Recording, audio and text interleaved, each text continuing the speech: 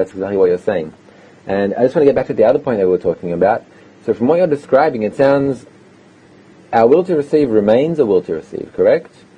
Yes, it absolutely. Remains as it is. Yes. It's just how we use it. Right. So it would be like having a knife and either using it to stab someone or using that very same knife as a surgeon to heal someone, to operate on someone. So we're using the same tool here, that same will to receive, but we're using it in a different form, in a destructive manner or in a constructive manner. And Israel has to use it in a constructive manner, in a form of mutual guarantee, like you were saying, and so on. Precisely.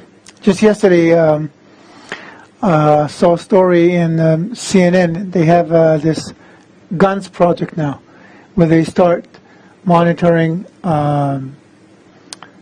gunshot deaths in the U.S. They said that in the U.S. alone, 32,000 people die each year just by being gunned down. Oh. Right.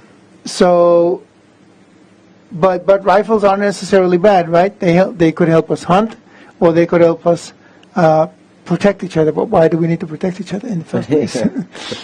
Okay. So again, it's human nature, but the question is how we use it. If we're using it against ourselves, we're going to end up with a lot worse, actually, than 32,000 deaths. You want some statistics on that? What we're going to end up with? What we've already ended up with? We'll do that later. Oh, yeah. Okay, let's try it out. Okay, let's do... if we can have a look at the screen here, if not, I'll just read out the statistics from here. Great. So, ecology. Approximately 40% of the world's agriculture is seriously degraded.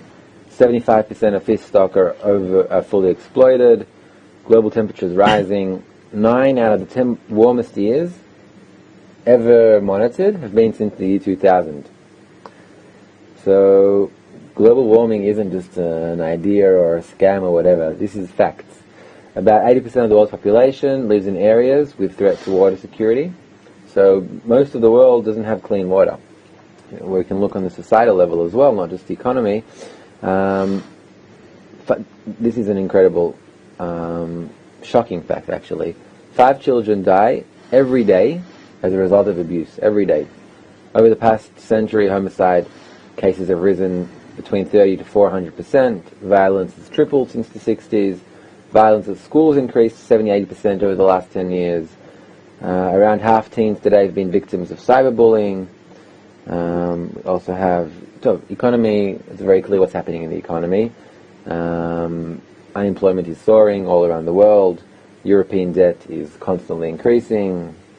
Portugal, Italy, Greece, many other European countries on the verge of bankruptcy. Central banks around the world, they're okay. Yeah, there's all kinds of data. There's a long list there. This is just with economy, you can play with the numbers however you want. The fact of the matter is, our lives aren't getting any easier, except for just the top 0.5%, I would say.